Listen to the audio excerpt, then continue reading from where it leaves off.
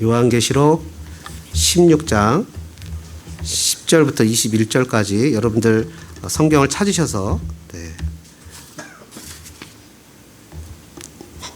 같이 합독하겠습니다. 또 다섯째 천사가 그 대접을 짐승의 왕자에 쏟으니 그 나라가 곧 어두워지며 사람들이 아파서 자기 혀를 깨물고 아픈 것과 종기로 말미암아 하늘의 하나님을 비방하고 그들의 행위를 회개하지 아니하더라. 또 여섯째 천사가 그 대접을 큰 강 유브라데에 쏟음에 강물이 말라서 동방에서 오는 왕들의 길이 예비되었더라. 또 내가 보매 개구리 같은 새 더러운 영이 용의 입과 짐승의 입과 거짓 선지자의 입에서 나오니 그들은 귀신의 영이라. 이적을 행하여 온 천하 왕들에게 가서 하나님 곧 전능하신 이의 큰 날에 있을 전쟁을 위하여 그들을 모으더라. 보라, 내가 도둑같이 오리니 누구든지 깨어 자기 옷을 지켜 벌거벗고 다니지 아니하며 자기의 부끄러움을 보이지 아니하는 자는 복이 있도다. 새 영이 히브리어로 아마겟돈이라 하는 곳으로 왕들을 모으더라. 일곱째 천사가 그 대접을 공중에 쏟음에 큰 음성이 성전에서 보좌로부터 나서 이르되 되었다 하시니 번개와 음성들과 우레소리가 있고 또 큰 지진이 있어 얼마나 큰지 사람이 땅에 있어 온 이래로 이같이 큰 지진이 없었더라. 큰 성이 세 갈래로 갈라지고 만국의 성들도 무너지니 큰 성 바벨론이 하나님 앞에 기억하신 바 되어 그의 맹렬한 진노의 포도주 잔을 받음에 각 섬도 없어지고 산악도 간데 없더라. 또 무게가 1달란트나 되는 큰 우박이 하늘로부터 사람들에게 내리매 사람들이 그 우박의 재앙 때문에 하나님을 비방하니 그 재앙이 심히 크미러라. 아멘. 할렐루야. 한번 따라해 보실까요? 하나님의 완전한 심판. 여러분, 사람은 누구나 죄인이다라는 것을 증명하는 방법은 너무 쉽습니다. 왜냐하면 성경에 의하면 모든 사람이 다 죄를 범했기 때문에 죽는다 이렇게 기록되어 있거든요. 그래서 인류 역사상 단 한 명도 죽음을 피해갈 수 있는 사람이 없다. 그래서 모든 사람은 다 죄인이다라는 말이 성경적으로 증명이 되지요. 사람 누구나가 다 죽습니다. 죽으면 평가를 받죠.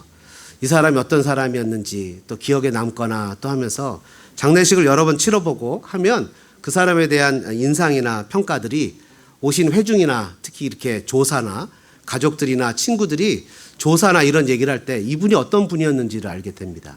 저는 장례식에 가게 되면 조사를 먼저 놓습니다. 그래서 사람들이 그 고인을 어떻게 추모하는지를 들어보면 설교의 내용을 쉽게 조정하거나 바꿀 수 있어요. 사람을 알고 하죠.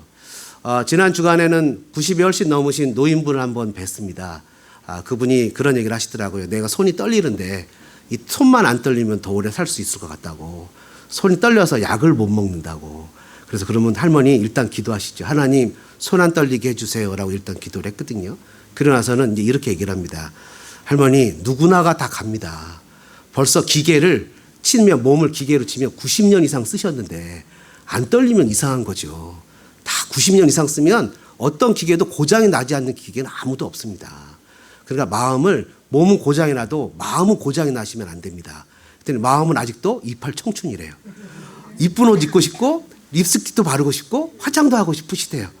그러면서 그런 얘기를 하시는데 얼마나 그 마음이 순수한지. 그래서 지금 여기선 힘드시지만 천국 가시면 나중에 정말 상상도 못한 이쁜 옷 입을 수 있고요. 내가 가장 아리따웠던 모습으로 그보다 더 아름다운 모습으로 정말 최고의 신랑이신 예수님과 영원토록 살 수 있는 축복이 있어요. 그랬더니 그거 너무 좋겠다고. 그거 빨리 가면 좋겠다고. 근데 내가 빨리 가면 우리 애들 불쌍하니까 조금 더 있으면 좋겠다고. 뭐 이런 얘기도 하시고 이런 얘기를 나누셨는데 여러분 사람도 죽음 앞에서는 적절한 평가를 받습니다. 심지어 보이지 않는 것을 보시는 하나님의 평가는 준엄하고 무섭습니다. 우리는 사람을 속일 수 있습니다. 심지어 자기도 속일 수 있습니다. 그러나 준엄하신 하나님의 심판은 속일 수 없습니다. 요한계시록에 나오는 심판은 크게 세 가지입니다. 인, 나팔, 대접. 세 가지 심판이 나옵니다. 인심판, 나팔심판, 대접심판. 각 심판이 7단계가 있습니다. 여러분 7이라는 수는 무슨 수죠? 하나님의 완전수입니다. 완전한 7이 3개가 모이면 완벽한 것이라는 거예요. 그래 하나님의 심판은 완벽한 것이죠. 그 7이 모인 그 인심판, 나팔심판, 대접심판 777에서 이것이 하나님의 완전한 수인데 이 하나님의 완전한 수를 카피한, 이미테이션한 사람의 수 하나를 빼지요. 666이 거기서 나오게 되는 겁니다. 그 666은 사람의 수예요. 777은 하나님의 수예요. 여러분 이 요한계시록에 보면 666이 사람의 수라고 표현이 되어 있는데요. 여하튼 우리는 이 하나님의 완벽한 심판을 기대하고 고대하고 살아갑니다. 요한계시록은 이 시대에 영적으로 우리가 눈을 열어서 영적으로 보여주는 그런 귀한 책입니다. 저는 여러분들이 눈이 다 열리시기를 주님의 이름으로 축복합니다. 잘못 열리면 안 돼요. 그죠? 제대로 열려야 돼요. 요한계시록이 열려야 되는데 뭐 이상하게 열리면 막 이상한 거 봤다 그러고 뭐 이러면 곤란합니다. 여러분 요한계시록 1장 3절에 이 예언의 말씀을 읽는 자와 듣는 자들과, 원어상으로는 복수입니다. 여기서는 듣는 자들과 그 가운데 기록한 것을 지키는 자들이 복이 있나니. 따라해 보실까요? 때가 가까움이라. 때가 가깝기 때문에 요한계시록에 기록된 말씀을 읽고 누군가 앞에서 읽을 거 아닙니까? 듣고 그 가운데 기록한 것을 지키는 사람이 복이 있다라는 거죠. 여러분 요한계시록 5장에 가면요, 온 우주를 통치하는 통치의 하나님의 보좌가 나옵니다.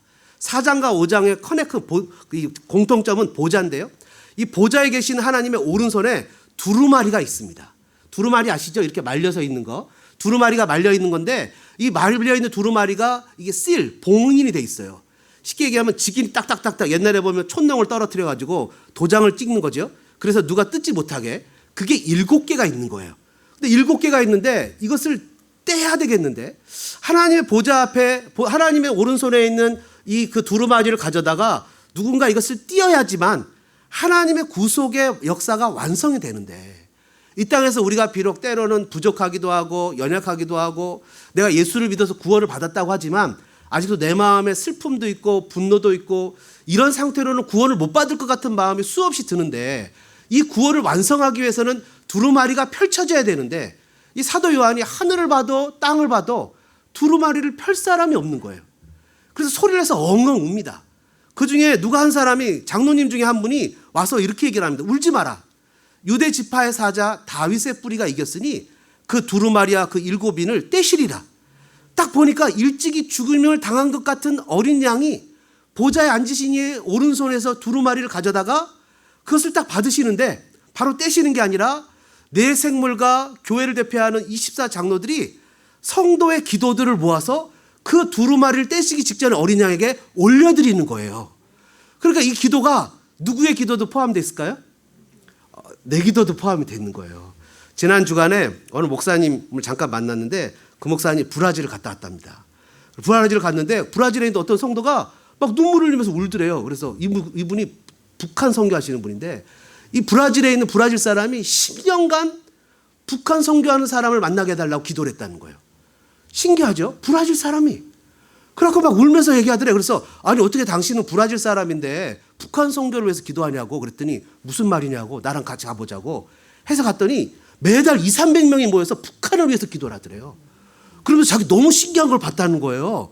여러분 그 기도가 여기 같이 올라갔겠습니까? 올라갔겠죠? 너무 신기하더라는 거예요. 그래서 제가 그랬어요. 목사님, 우리는 한국 사람인데 우리가 몽족을 선교하잖아요. 그거랑 비슷하겠죠. 그래갖고 이 목사님이 또 중국을 갔다는 거예요. 자기가 중국을 갔는데 중국 요즘에 핍박이 엄청 심하지 않습니까? 핍박이 엄청 심한데 이 벤츠가 딱 한 대 오더래요. 자기를 딱 태워서 목사님, 집회는 제가 앞으로 얘기한 데서만 하셔야 됩니다. 봤더니 이 사람이 중국 공산당 종교 담당이더래요. 이 사람이 크리스찬인 거예요. 중국이 엄청나게 지금 무너지고 있다는 거예요. 그래갖고 이 목사님이 어디로 가셨냐면 펜트하우스 맞죠? 펜트하우스, 그 전용 키가 있어야만, 전용 엘리베이터를 타고만 올라갈 수 있는, 거기에 올라갔는데 엄청 넓은 집인데 거기가 지하교회가 있더래요. 그러니까 저는 지하교회라 그래서 진짜 이 지하실에만 있는 교회인 줄 알았어요. 진짜 어려운 사람들만 모여있는 교회인 줄 알았어요. 근데 거기서 사람들이 모여서 말씀을 읽고 기도를 하고 있더래요. 그러면서 어느 여자 전도사님을 만났는데 그 전도사님이 지하교회 담임 전도사님인 거죠.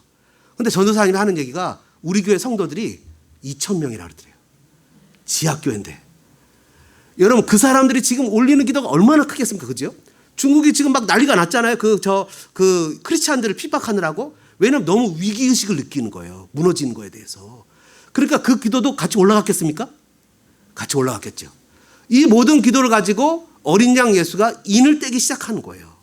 그래서 첫 번째부터 7째까지 인을 떼시고 그 다음에 나팔 심판이 시작되는데 나팔도 첫 번째부터 7째까지 나팔이 부어지고 마지막 오늘 본문이 대접 심판인데 오늘 본문은 첫째, 둘째, 셋째, 넷째가 끝나고 5째부터 7번째까지 대접이 부어지는 하나님의 파이널 저지먼트, 마지막 심판이 이루어지는 장면입니다.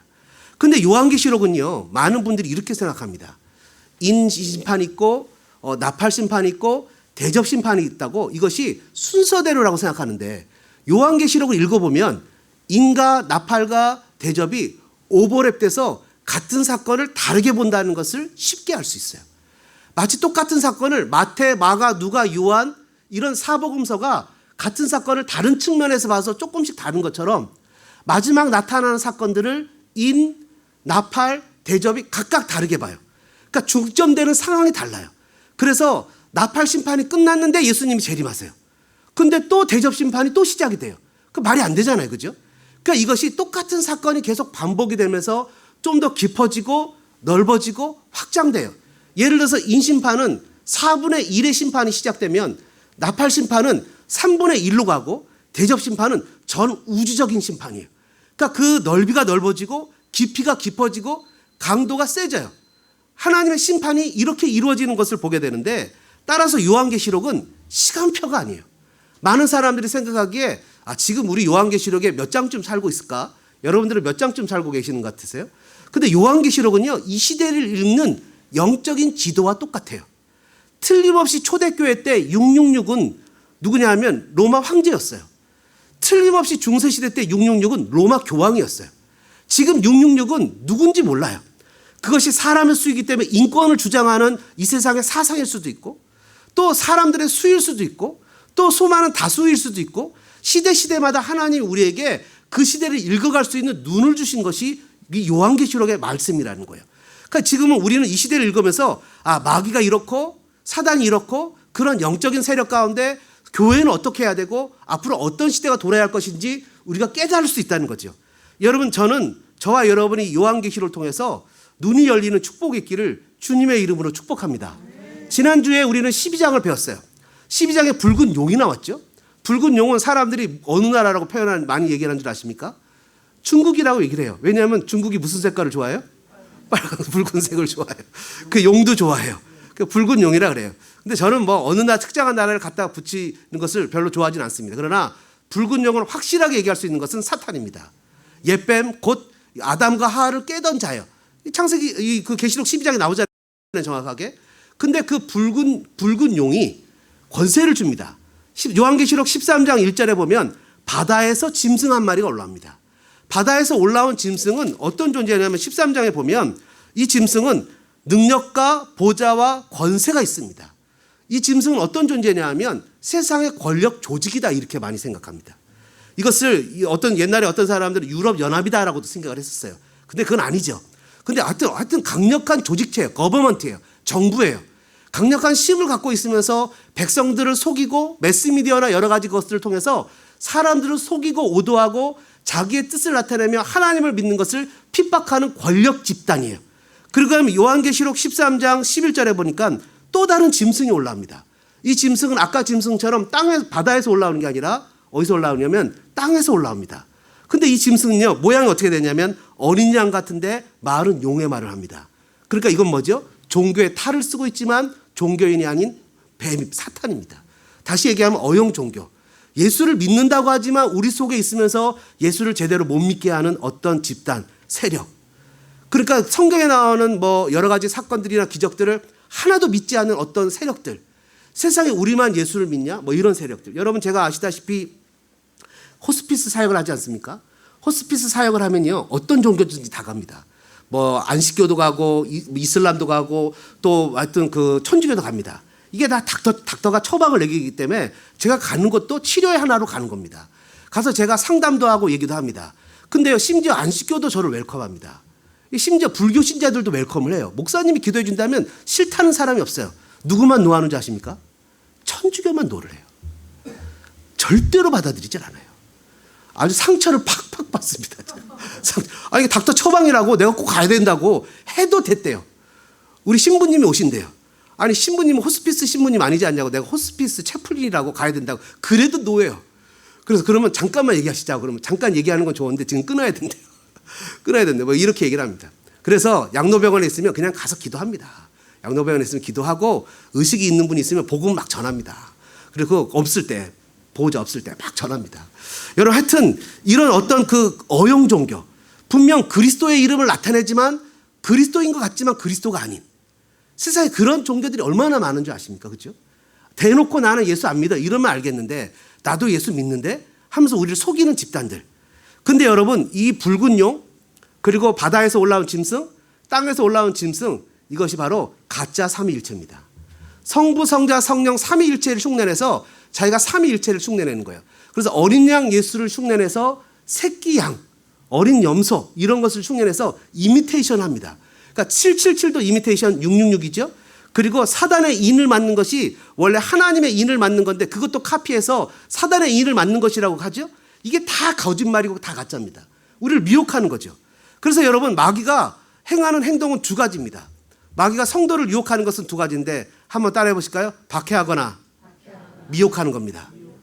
박해하거나 미혹하는 거예요. 구박하고 막 힘들게 하고 막 이렇게 하거나 아니면 우리를 템테이션 유혹하는 거예요. 두 가지인데요. 오늘 하나님의 완전한 심판 저는 이제 간단하게 세 가지를 얘기하려고 합니다. 감사하죠? 네, 간단하게 세 가지를 얘기하려고 하는데 원래 세 가지를 합니다. 원래 세 가지를 간단하게 하는데 한번 따라해 보실까요? 하나님의 심판은 근거가 있습니다. 하나님의 심판에 근거가 있다는 거예요. 그냥 하나님이 심판하시는 것이 아니라는 거예요. 여러분 우리가 본문을 읽지는 않았지만 이 대접 심판의 근거가 되는 15장 5절의 말씀을 보면 이렇게 얘기를 합니다. 또 2일 후에 내가 보니 하늘의 증거 장막의 성전이 열리며 7 재앙을 가진 7 천사가 성전으로부터 나와 맑고 빛난 세마포옷을 입고 가슴에 금띠를 띠고 여러분 이 7 재앙을 가진 7 천사가 어디에서 나왔다고 얘기합니까? 성전에서 나왔다고 얘기하죠. 그 성전은 5절에 보니까 어떤 성전이라고 얘기합니까? 하늘에 있는 무슨 성전이에요? 증거 장막의 성전이래요. 여러분 신천지가 자기네를 뭐라 그래요? 증거 장막의 성전이라 그러죠. 그리고 증거 장막의 성전에 있어야만 14만 4천에 들어가야만 구원을 받는다고 하죠. 그렇게 얘기를 합니다. 근데 증거 장막의 성전은 구약 모세 시대 때 나오는 성전인데요. 이 증거 장막의 성전을 왜 증거 장막이라고 하는지 아십니까? 그건 뭐냐 하면 십계명 두 돌판을 증거의 판이라 그래서 그 십계명 두 돌판을 모아놓은 것을 증거 장막 성전이라고 부르는 거예요. 다시 얘기하면 출애굽기 25장 16절에 내가 너에게 줄 증거판을 궤속에 둘지며 하고 십계명을 증거판이라고 하나님 명하시거든요. 그래서 이 십계명을 모아놓은 것을 증거 장막이라고 표현한다는 거예요. 그러면 이 증거 장막으로부터 천사가 나왔다는 것은 천사가 심판하는 근거가 어디 있다는 겁니까? 증거 장막에 있다는 거예요. 천사가 화를 쏟거나 대접재앙을 내릴 때 그 대접재앙의 근거가 딴 데 있는 것이 아니라 증거 장막에 있다는 거예요. 증거 장막은 뭐라고요? 십계명이라고요. 그러면 세상을 하나님이 심판하실 때 그냥 하나님이 무조건 심판하시는 것이 아니라 세상을 심판하는 하나님의 기준이 있어요. 그게 뭐라고요? 십계명이라고요. 여러분 놀랍죠? 십계명이 하나님이 세상을 심판하시는 근거라고요. 그럼 어떤 사람은 이런 질문을 던질 수 있잖아요. 하나님, 목사님. 나는요 유대인도 아니고 구약시대 때 살지도 않았는데 도대체 십계명이 나랑 무슨 상관이 있어요? 그렇죠? 그렇게 얘기할 수 있잖아요. 여러분 믿지 않는 사람도 인식론적 확인 책임이라는 게 있다는 거예요. 이게 무슨 말이냐? 누군가 나한테 미안하지만 이 가방 좀 저기 갖다 주시겠어요? 가방을 나한테 부탁하는데 내가 그 가방을 돈을 받든 선의로 갖든 그 가방을 가지고 전달하는데 중간에 경찰을 나를 딱 잡았습니다. 가방을 열어봤더니 불법 마약이 들어있어요. 제가 얘기하는 거예요. 나 이게 착한 일 하려고 그랬는데요. 근데 경찰이 착한 일 하시는군요. 착하게 감옥 가주세요. 이렇게 얘기하겠죠. 여러분 이것은 뭐냐면 확인의 책임이 있다는 거예요. 심지어 내가 그것에 대해서 의식하지 않아도 확인의 책임이 있어요. 하물며 세상의 법도 확인의 책임이 있는데 하나님 나라의 법은 확인의 책임이 있을까요? 없을까요? 당연히 있어요. 그럼 질문하자면 어떻게 확인하죠? 그래서 로마서에 뭐라고 표현했냐면 이렇게 표현합니다. 하나님이 모든 것을 다 알게 하셨어요. 어디에요? 자연 만물에. 해가 뜨네? 달이 뜨네? 여름이 오고 가을이 오고 겨울이 오고 봄이 오네? 이게 어떻게 이렇게 법칙이 있지? 세상에 믿지 않는 사람들도 무엇인가 과학을 하거나 무슨 논리를 정립하려 할 때 어떤 지적 설계자가 있지 않고는 이런 현상들이 있을 수가 없어. 지적 설계자를 베이직으로 놓지 않으면 넥스트 스텝이 나가지를 못하니까 지적 설계자가 하나님인지 누군지 모르겠지만 하여튼 누구든지 어떤 절대적인 존재를 깔고 시작을 한다고요. 그것이 바로 지적 설계자, 우리는 하나님인 것을 로마서는 얘기하고 있죠. 두 번째는 사람을 보면 알아요. 어떻게 사람을 보면 압니까? 여러분 공상권 교육을 받은 사람들의 대부분이 뭐냐면 물질이 물질을 만든다고 표현해요. 맞죠? 물질이 나옵니다. 그래서 유물론이나 또 진화론이나 모든 것은 있는 것에서 자연스럽게 생겼다고 얘기를 합니다. 근데 있는 것에서 자연스럽게 생기는데 물질이 물질을 만드는데 질문을 던지잖아요. 그러면 도대체 자유의지는 어디서 왔냐는 거예요. 자유의지는 어떤 물질에서 왔냐는 거예요. 여기서 모든 철학자들이 다 막힙니다. 더 진도를 나가지 못해요. 고민합니다. 고민하다 뭐라 표현하냐면 이거는 파편 조각이다. 철학은 그냥 파편 조각이야. 이것은 문제를 풀 수가 없어. 라직하게 어떤 논리를 가지고 세상의 모든 법칙을 다 풀어낼 수 있는 것이 진리인데 이건 진리가 아니야. 그러니까 정확하게 하나님의 형상으로 창조됐다는 것 외에는 그 어떤 것도 이것을 설명할 수 있는 길이 없는 거예요. 그래서 자연과 사람을 보면 사람들은 창조주를 알 수 있습니다. 그래서 양심의 법을 주셨죠. 하나님이 이런 것들을 우리에게 주셨잖아요. 그래서 우리는 그것을 통해서 하나님이 누구신지 깨달을 수 있는 거예요. 그래서 하나님이 믿든 안 믿든 하나님 우리들 마음에 하나님의 법을 심어두었다고요. 그것이 바로 십계명이라는 거죠. 여러분 십계명은 그래서 여러분 잘 아시는 대로 첫 번째 계명은 뭡니까? 너는 나 외에 다른 신들을 내게 두지 말라는 거예요. 하나님의 수없이 많은 신들을 우리가 두었다면 회개할 문제죠. 두 번째는 우상을 만들지 말라는 거예요. 여러 우상들을 많이 만들죠. 여러분 물질의 우상이나 살아가면서 우상이 없는 사람은 아무도 없는 거예요. 누구나가 자기 삶에 자기가 되고 싶은 꿈이나 소망이나 비전이 자기 우상이 되어버린다고. 하나님의 이름을 망령되이 부르지 마라. 여러분 요즘에도 망령되이 불러갖고 막 혼나는 한국에 혼나는 목사님 한 분 계세요.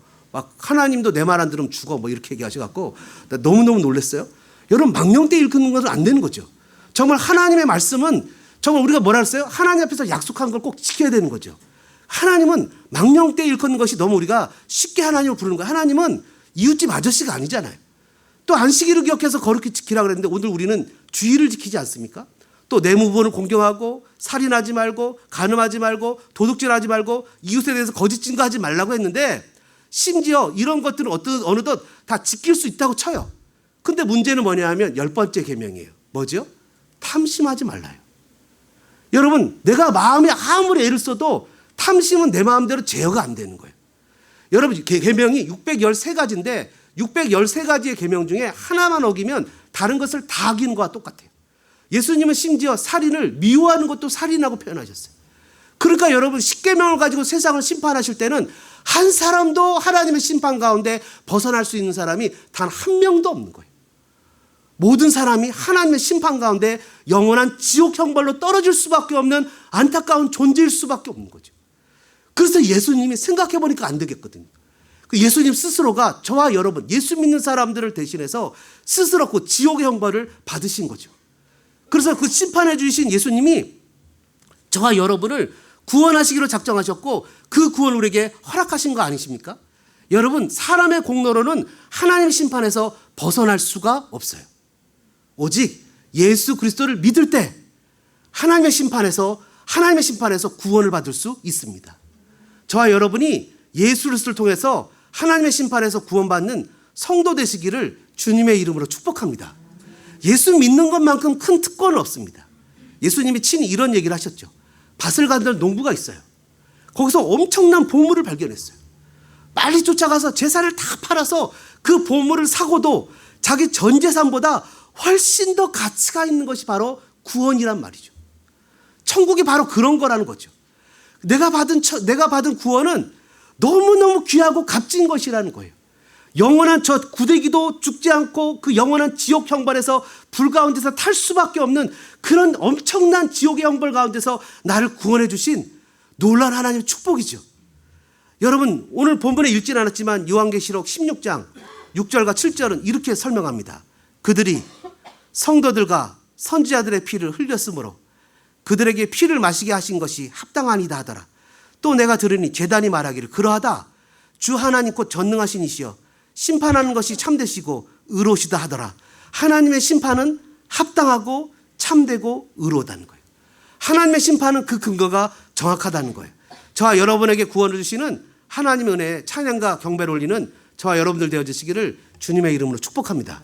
두 번째는요, 완전한 심판. 한번 따라해 보실까요? 심판은 내 책임입니다. 한번 더 해보죠. 심판은 내 책임입니다. 여러분, 심판은 남의 책임이 아니에요. 심판은 내 책임이에요. 10절과 11절에 보니까 이렇게 기록되어 있습니다. 또 다섯째 천사가 그 대접을 짐승의 왕자에 쏟으리. 왕자라는 것은요, 버가모 교회가 그 사단의 왕자가 있다고 그랬잖아요. 이 왕자라는 것은 그냥 가장 치명적인 결정탄을 날린 거죠. 마치 그 일본의 그 원자폭탄을 떨어뜨리는 것처럼 도대체 회생할 수 없는 치명탄을 날린 거예요. 짐승의 왕자의 그 대접을 쏟으니 그 나라가 곧 어두워지며 사람들이 아파서 자기 혀를 깨물어요. 자기가 너무 아프니까 자기 혀를 깨문다는 건 뭐죠? 너무 고통을 잊으려고 깨무는 것도 있지만 혀 깨물어 죽으려고. 근데 죽음이 피해가요. 다른 심판의 내용에 보면 죽음이 피해간다고요. 여러분, 지옥이요, 죽는데 죽질 않아요. 고통이 너무 죽는데 죽질 않아요. 단테의 신곡 같은 거 읽어보십시오. 얼마나 비참하고 처참한지 지옥이. 죽는데 죽질 않아요. 예수를 믿지 않으면 처참한 형벌을 받는데 이런 사람들이, 그런데 중요한 건요, 11절에 아픈 것과 종기로 말미암아 하늘의 하나님을 어떻게 한대요? 비방하고 그들의 행위를 어떻게 한대요? 회개하지 않았대요. 여러분, 하나님이 이런 사인을 주면 회개해야 되겠습니까? 여러분, 자녀들 중에 혹시 그런 자녀들 있습니까? 부모가 애를 야단을 쳐요. 너 똑바로 해 하고 한 대 꽉 쥐어박았는데 토끼 눈을 하고 이렇게 쳐다보는 거예요. 그럼 부모님 마음이 어떻겠어요? 이대로 물러설 수 없잖아요. 너 똑바로 해 한 대 쿡 쥐어박아요. 근데 애가 눈물을 뚝뚝 흘리면서도 끝까지 이렇게 이런 걸 쳐다봐요. 그러니까 부모의 마음이 어떻게 되겠습니까? 얘야, 제발 미안하다 그래. 제발 미안하다 그래. 그러다 또 꾹 하는데 이를 악물고 쳐다봐요. 그러면 여러분, 그 마음이 어떻겠습니까? 그러다가 여러분 끝까지 막 두들겨 패고 때리고 애를 잡고 막 절규를 하는데도 애가 끝까지 잘못됐다는 소리를 안 하면 엄마가 애를 안고 울어버리죠. 하나님이요, 악인도 멸망하는 걸 원치 않으신다고요. 이런 아픔과 심판이 있으면 회개하고 돌아와야 되는 거 아니겠습니까? 근데 이런 아픔과 심판이 있을 때 하나님을 비방한다고요. 여러분, 똑같이 5번째 나팔 심판에서도 사람들이 괴로워서 죽기를 구하지만 그들의 죽음이 그들을 피합니다. 여러분, 8절 9절에서도 보니까 하늘에서 불이 내려 사람을 태웁니다. 얼마나 그냥 이 불이 타면 힘들고 아프고 따갑고 얼마나 고통스럽습니까? 그러면요, 얼른 떼굴떼굴 굴르면서 하나님 앞에 회개해야 될 텐데 오히려 하나님을 원망하고 하나님을 저주하고 심지어 하나님을 향해서 대적합니다. 여러분, 이런 사람이에요. 회개하지 않아요. 여러분, 가룟 유다나 베드로나 똑같이 하나님 앞에 예수님을 부인하는 죄를 저질렀다고. 근데 가룟 유다에게도 예수님이 끝까지 찬스를 줬다고요. 그의 발을 씻어줬잖아요. 그에게 얘기를 하셨잖아요. 그는 끝까지 고집을 버리지 않고 자살해버렸잖아요. 근데 베드로는 주님께 돌아와서 다시 회복됐잖아요. 여러분, 로마서 1장에 보면 이런 내용이 기록되어 있습니다. 여러분들 한번 찾아보시면 좋은데요. 1장 25절에 보니까 이렇게 기록이 되어 있어요. 1장 20절부터 보면 21절에 하나님을 알되 하나님을 영화롭게 아니하며 감사하지도 아니하고 오히려 그 생각이 허망하여지며 미련한 마음이 어두워졌다. 하나님을 아는데 하나님을 영화롭게 하지 않아요. 오히려 그 생각이 허망해지고 미련한 마음이 어두워져서 2장 4절에 혹 네가 하나님의 인자하심이 너를 인도하여 회개하게 하심을 알지 못하여 그의 인자하심과 용납하심과 길이 참으심이 풍성함을 멸시하느냐? 하나님 회개하라고 자꾸 사인을 보내는데 그것을 오히려 하나님을 멸시하느냐? 5절에 다만 네 고집과 회개하지 아니한 마음을 따라 진노의 날 곧 하나님의 의로우신 심판이 나타나는 그날에 임할 진노를 내게 싼도다. 하나님께서 각 사람에게 그 행한 대로 보응하시되. 심판은 자기에게 책임이 있는 거예요. 하나님은 끝까지 회개 기회를 줬다고요. 끊임없이 회개하라고 사인을 줬다고요. 아픔도 주고 상처도 주고 때로는 고난도 주고 고통도 줘서 어떻게든지 회개하고 돌아올 수 있도록 그 마음에 하나님이 길이 참으셨다고요. 근데 그 하나님의 길이 참으시는 사랑을 멸시했다고요. 그렇기 때문에 여러분, 철저하게 이 사람들이 지옥 형벌을 받는 것은 하나님이 잔인해서가 아니라고요. 하나님은 너무 사랑이 많아서 끝까지 찬스를 주셨는데 그것을 끝까지 거절하고 하나님을 오히려 저주하고 대적하고 지옥행을 통한 것은 그들 스스로라고요. 심판은 전적으로 자신들의 책임이라고요. 여러분, 심지어 억울하고 억울한 사람, 가장 이 땅에서 가장 성경에서 억울한 사람 중에 한 사람이 누굽니까? 욥이잖아요. 욥. 욥은 그 억울한 처참한 상황에 놓였을 때 무엇라고 고백했습니까? 하루에 전 재산을 다 잃었어요. 하루에 전 재산을 다 잃고 자녀까지 다 잃었어요. 욥이 하나님 나 망가져버릴 거예요 이렇게 얘기하지 않고 자기 겉옷을 찢고 머리털을 밀고 땅에 엎드려 예배하며 하나님 앞에 이렇게 얘기하죠. 내가 모태에서 알몸으로 왔기 때문에 내가 알몸으로 돌아갑니다. 주님, 주신 분도 하나님이시고 거두신 분도 하나님이시니까 하나님이 찬송을 받으시길 바랍니다. 한번 따라해 보실까요? 이 모든 일에 욥이 범죄하지 아니하고 하나님을 향하여 원망하지 아니하니라. 욥이 원망하지 않고 하나님을 예배했다고요. 이 차이는 어디서 나올까요? 예수님을 만난 사람과 만나지 못한 사람의 차이예요. 예수님을 아는 사람과 알지 못하는 사람의 차이예요. 엄마의 사랑을 아는 사람과 알지 못하는 아이의 차이예요. 엄마의 사랑을 알면 그냥 엄마 나 잘못했어요 하면 엄마는 그냥 안아준다고요. 다 용서해 준다고요. 교회는요, 잘못했어요 하면 다 용납해 준다고요. 그래서 어떤 분이 교회는요, 몇 번까지 용서해 줘야 돼요? 어떤 사람까지 받아줘야 돼요? 교회는 잘못했다 그러면 다 받아주는 거예요. 문제는 잘못했다고 안 해요. 잘못했다고 안 하고 끝까지 자기가 잘했다 그래요. 근데 그 사람을 받아주면 그게 신앙인 줄 알아요. 그래서 받아주지 못하는 거예요. 받아주고 싶어도 받아주지 못해요. 여러분, 오늘 아침에 제가 그런 얘기했지만 얼마 전에 제가 그 재판 여기 판사 앞에 갔어요. 이민 판사 앞에 갔는데 이민 판사 끝나고 나서 이제 증인으로 갔죠.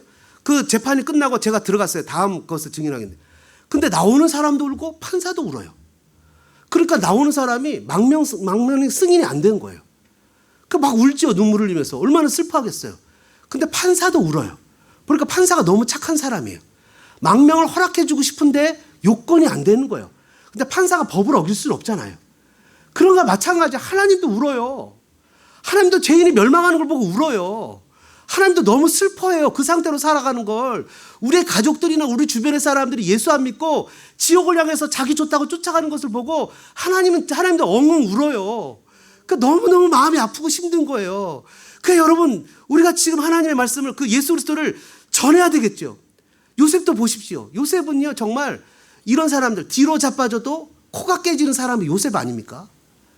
근데 요셉은 끝까지 자기 자리를 믿음을 지키고 하나님을 신앙하고 원망하지 않았잖아요.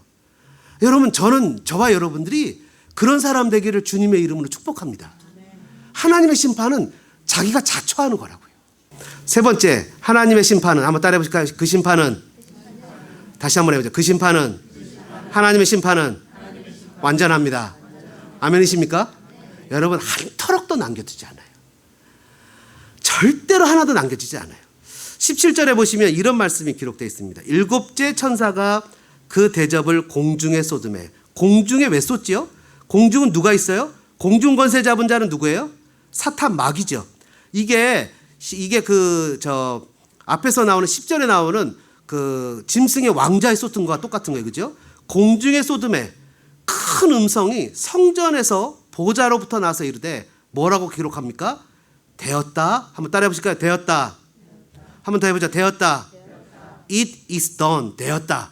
이게 되었다라는 말 무슨 말이에요? 완성됐다. 완성됐다. 이 얘기 누가 했어요? 예수님이 십자가에서 내가 다 이루었다. 요한계시록도 몇 장에 나옵니까? 요한계시록 21장에 보면 21장 6절에 또 내게 말씀하시되 이루었다. 나는 알파와 오메가요 처음과 마지막이라. 예수님이 다 이루었다. 지금 심판이 완성됐다. 한 번 더 따라해 보실까요? 하나님의 심판은 완전합니다. 여러분 12절부터 다시 한번 조금 살펴보죠. 12절에 보니까 여섯째 천사가 그 대접을 큰 강 유브라데에 쏟았다 이렇게 표현합니다. 유브라데는요, 그 앞에 9장 14절에도 나옵니다. 유브라데는 로마와 파르티안의 경계선이에요. 파르티안 사람들이 로마를 침공해 오는데 이 유브라데가 막아줘요. 이 유브라데는 하나님의 심판을 막고 있는 강이에요. 이 유브라데가 말랐다는 것은 하나님의 심판이 확 밀고 들어왔다는 거예요. 그렇죠? 하나님의 심판이 그냥 확 밀고 들어오니까 어떤 현상이 나타납니까? 13절에 이 강물이 쫙 마르니까 개구리 같은 것이 나왔대요. 여러분 이것은 애굽의 심판이죠. 개구리 같은 것이 나왔는데 개구리 같은 것은 뭐예요? 새 더러운 영이래요.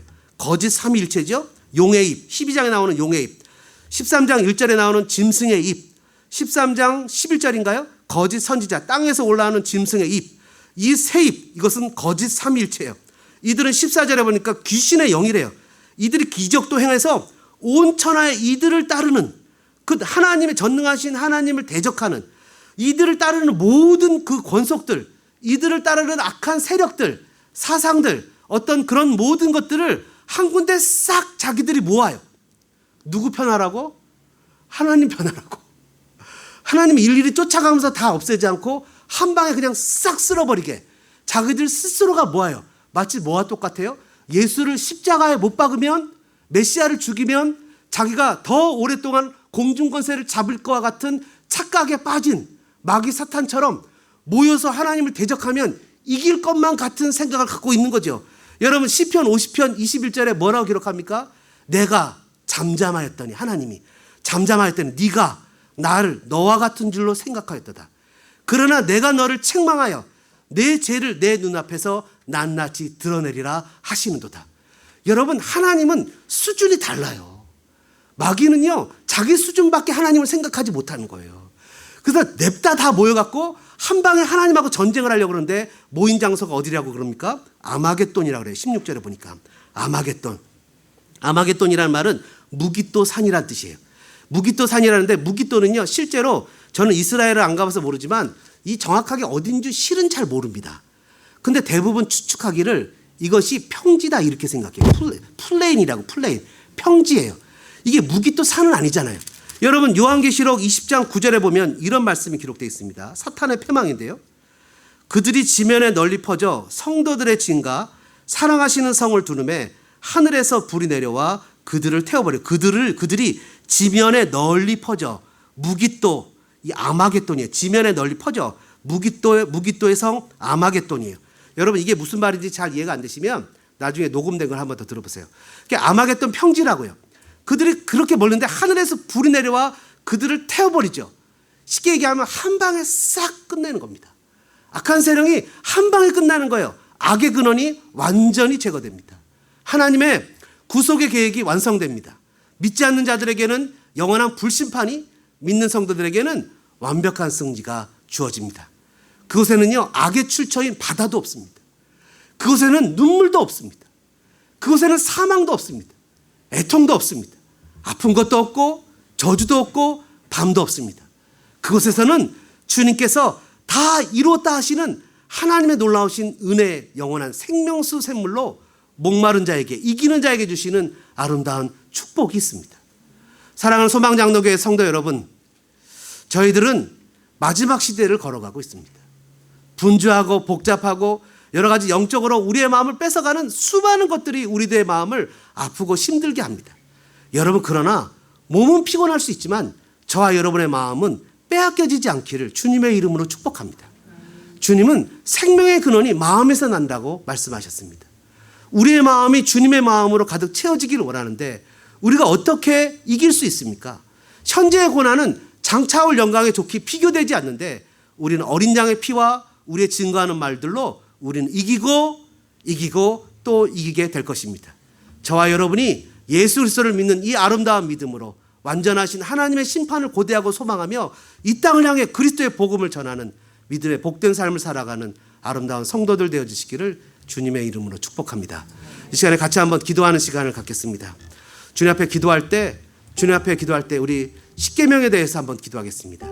하나님, 계명은 하나님의 은혜를 생각하며 하나님의 계명을 소홀히 했던 저를 용서해달라고, 심판의 근거가 십계명이었다는 것을 깨닫고 예수 그리스도를 믿는 자는 그 내가 노력해서 결국 지키지 못했던 그 부분도 주님 은혜를 주셔서 심판을 면하게 하셨지만 그래도 구원받은 자는 이것을 지켜야 된다는 것을 알게 하셨으니 십계명을 지킬 수 있는 힘을 달라고, 다른 신을 내게 두지 말게 해주시고 우상을 만들지 말게 하시고 여호와 이름을 망령되이 부르지 말게 하시고 주의를 기억해서 거룩하게 예배하고 부모를 공경하고 살인하거나 간음하거나 도둑질하지 말게 하시고 거짓 증거를 하지 말게 하시고 탐심을 제하여 하나님을 섬기게 도와달라고, 어려운 일을 만나면 그 어려운 일을 해결하겠노라고 세상을 쫓아가는 사람이 아니라 회개하고 주님 바라보는 사람 되게 해달라고, 주님을 기대하며 소망하며 살게 힘달라고 말씀 생각하시면서 우리 2, 3분 정도 같이 기도하겠습니다.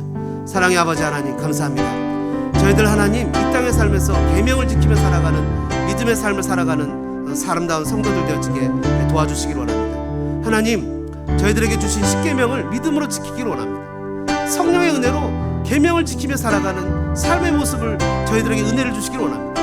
하나님, 저희들 하나님 우리에게 은혜를 주셨기에 그 은혜에 감격하며 그 은혜에 감동하며 살았지만 막상 저희들 주님 앞에서 바른 삶의 모습인 십계명을 지키지 못했습니다. 이 계명이 아버지 심판의 근거가 돼서 마지막 시대에 이 계명으로 온 세계 사람들이 하나님의 심판 가운데 임하게 된다는 것을 기억하고 저희들 하나님 이 계명을 믿음으로 지키며 살아가도록 도와주시고, 뿐만 아니라 때로는 이 계명을 지키지 못할지라도 예수를 믿는 믿음으로 우리가 하나님 영원한 영생에 들어간다는 것을 기억하고 주님 앞에서 그 예수 그리스도를 믿는 믿음으로 살게 도와주시며 또한 이웃에게 그 그리스도의 복음을 전할 수 있는 저희들 되게 도와주옵소서. 하나님, 저희들에게 어려운 일을 만날 때가 있습니다. 하나님, 주님 이 어려운 일을 만날 때 하나님을 바라보고 회개하고 더욱더 주님 앞에 예배하는 욥처럼 믿음으로 나가는 사람 되어지게 도와주시고 은혜를 베풀어 주옵소서. 하나님, 심판은 자기에게 책임이 있다는 것을 알게 하셨습니다. 아버지, 우리 주변에 있는 형제 자매들 중에 아직도 주님을 모르는 사람들이 있습니다. 아직도 주님을 알지 못하는 그런, 아직도 예수 그리스도를 믿지 못하는 사람들이 있습니다. 그들에게 복음을 전할 수 있는 저희들의 삶이 되게 도와주시고 은혜로 역사해 주시옵소서. 하나님, 간절한 마음으로 기대합니다. 저희들 하나님 마지막 때를 살고 있습니다. 주님의 심판을 기대하고 살아가고 있습니다. 주님의 심판을 소망하며 살아가고 있습니다. 아버지 하나님, 저희들 이런 소망 속에서 오늘 하루도 당당하게 힘있게 결코 마음을 빼앗기지 않고 믿음으로 살아가는 저희들 되게 도와주시고 은혜로 역사해 주시옵소서. 하나님, 저희들의 마음을 만지시고 저희들 회개하며 주님 앞에 나아가오니 주님의 성령으로 저희들 붙잡으시고 인도하시고 은혜 위에 은혜를 덧입혀 주시옵소서. 감사 찬양과 영광을 돌립니다. 정결한 마음 주시옵소서. 오 주님, 정직한 영을 새롭게 하소서.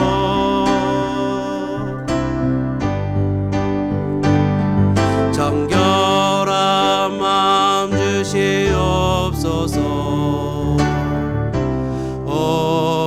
주님, 정직한 영을 새롭게 하소서.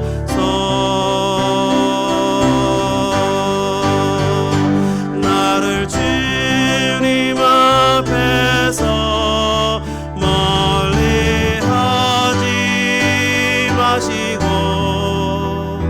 주의 성령을 거두지 마옵소서. 그 구원의 기쁨 다시 회복시키시고 변치 않는 마음 내 안에 주소서. 나를 주님 앞에서, 나를 주님 앞에서 멀리 하지 마시고 주의 성령을 거두지 마옵소서.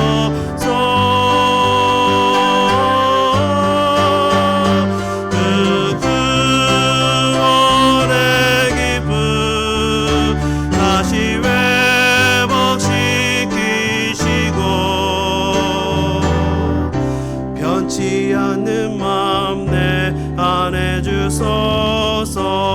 구원의 기쁨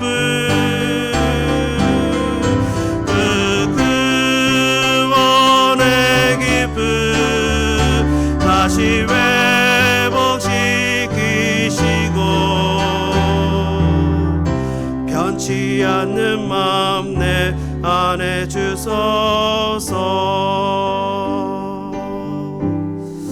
아멘. 주님, 그렇습니다. 저희들의 마음에 다시 한번 주님을 향한 아름다운 마음들이 회복되기를 원합니다. 하나님, 막상 신앙하다 보니까 잃어버렸던 것들이 너무나 많습니다. 주님 앞에 믿음을 지키다 보니 마음이 굳어졌고, 또 주어진 일을 감당하며 살다 보니 마음의 소망도 잃어버렸습니다. 근데 주님, 두 손 모아 간절히 기도합니다. 이 땅이 우리의 마지막 목적지가 아니라 영원한 저 천국이, 새하늘과 새 땅이 우리의 마지막 종착지인 것을 기억해서 때로는 낭망하고 때로는 슬퍼도 저 천국을 소유했기에 다시 한번 소망의 기쁨으로 인원할 수 있는 우리들 되게 도와주시고, 특별히 마음을 빼앗겼다면 이제 회개하여 주님 앞에 나아가오니 우리들의 마음이 주님의 은혜로 성령으로 가득 채워져서 구원의 기쁨으로 이 땅을 힘있게 살아가는 우리들 되게 도와주옵소서. 하나님, 이곳에 있는 사랑하는 성도들 가운데 마음이 아픈 성도들 있습니까? 예수님이 그 마음을 만져주시고 성령의 은혜를 부어주셔서 예수님의 온유하고 겸손한 마음이 그 마음에 가득 채워지기를 원합니다. 하나님, 사랑하는 성도들 가운데 몸이 연약해서 아프고 힘든 성도들이 있습니까? 주님, 여호와를 경외하는 자에게 새 힘 주신다고 약속하셨사오니 힘 주시고 능력 주셔서 독수리 날개친 같이 날마다 새 힘을 얻을 수 있도록 도와주옵소서. 하나님, 여기 있는 성도들 가운데 혹시 사랑과의 관계 때문에 힘들고 아파하는 성도들이 있습니까? 주님, 은혜 주시고 그 마음 만지시고 사랑과의 관계 속에서 보혈의 공로로 십자가의 화평이 나타나는 복된 역사가 나타나게 도와주옵소서. 가정가정마다 회복이 있게 하시고 성도마다 회복이 있게 하시고 하나님의 은혜로 이 땅을 믿음으로 감사로 감격으로 소망으로 살아가도록 인도하여 주옵소서. 이제는 억만 죄악에서 우리를 구원해 주신 구주 예수 그리스도의 은혜와 하나님 우리 아버지의 무한하신 사랑하신가, 성령님의 감동과 교통 역사하신 은혜가 이 시간 주님의 음성을 듣고 하나님의 완전하신 심판을 기대고 의지하고 소망하고 믿음으로 살기로 다짐하는 사랑하는 성도들 머리머리 위에, 그 다짐의 삶 위에, 우리 어린 자녀들 위에 이제로부터 영원토록 함께 계실지어다.